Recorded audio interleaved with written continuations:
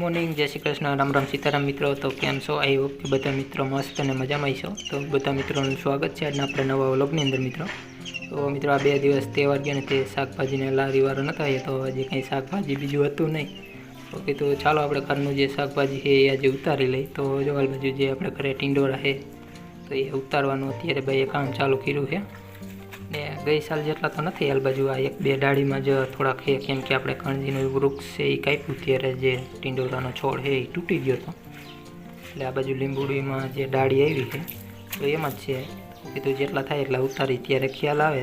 જોવામાં તો ઘણા દેખાય, પરંતુ એમાં જે અતિ ઊંચાઈ ઉપર છે અહીંયા તો કે નહીં કે પહોંચાય એવું નથી, એટલે એ તો નહીં ઉતારી। તો આ બાજુ જે નીચે તમે જોઈ શકો અત્યારે બા ઉતારે છે, તો એ કીધું ઉતારી લે। તો જો આટલા કંઈક જીડા ને એમાં થોડાક ખરાબ પણ થઈ ગયેલા છે, એ નીકાળી લેશું।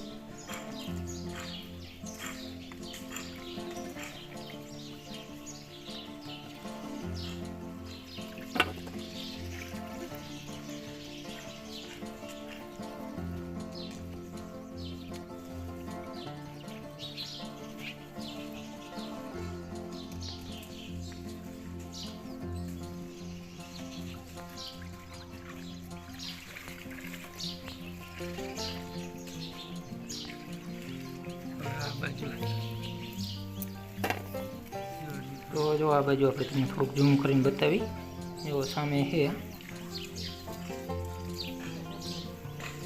અહીંયા પણ જો ટીંડોરા તોડતા હતા ને ત્યાં દ્રાક્ષ દેખાઈ। આદિ લગી આપણને તો ખ્યાલ નહોતો, અત્યારે ટીંડોરા ઉતારતા હતા એટલે ધ્યાનમાં આવી। તો આ દ્રાક્ષ છે, ઓલરેડી આપણે છોડ તો 1-2 વખત બતાવ્યું છે કે, પરંતુ દ્રાક્ષ જ્યારે થાય ને ત્યારે જે પક્ષી આવે તોડી નાખે, પરંતુ આ એમને રહી ગયું, તમે જોઈ શકો। તો ફાઇનલી મિત્રો ટીંડોરા છે આપણે ઉતારી લીધા, અને આ બાજુ તમે જોઈ શકો છો અત્યારે હવે સુધારવાનું કામ છે ચાલુ થઈ ગયું। ને આ બાજુ આપણે લીલાબેન છે જો ટીંડોરા બધા કહે કે થાળીની બહાર ફેંકે છે, એ મસ્તી ચાલુ છે। તો શાકમાં કહે ને કે ટીંડોરા, ટમેટું અને લીલા મરચાં એડ કરવાના છે, એ અહીંયા કણે છે। અને જો લીલાબેને બધું ઘા કર્યું, ટમેટા અને ટીંડોરા પણ આજે આપણે વીણી નાખીએ અને ફરી પાછા કહે ને કે ઉડાડે છે।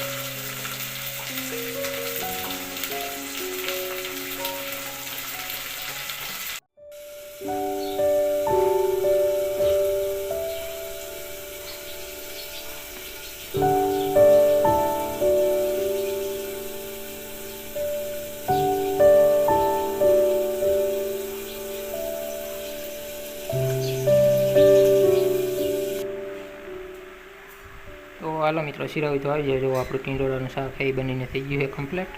કેમ કે સાથે બાજરાના અને ઘઉંના રોટલા એકદમ પાટી કે ઘરની છાશ આપણે શિરાવી લઈ ને પછી આપણે તમને મળી ફરી પાછા.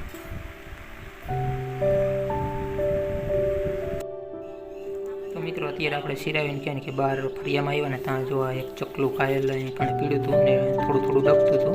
તો આપણે થોડુંક પાણી ઉપર નાખ્યું કે ચાંચ પાસે લાગેલું છે. આપણે તમને બીજી સાઈડથી આમ બતાવીએ એટલે ક્લિયર તમને દેખાય જે જીવ તો છે એમાં. એટલે આપણે થોડુંક પાણી નાખ્યું હતું ઉપર. તો જો આ બાજુ ચાંચ પાસે લોહી એ દેખાય છે. બીજે ક્યાંય કાંઈ લાગેલું નથી, અહીંયા એક જ જેટલું લાગેલું છે.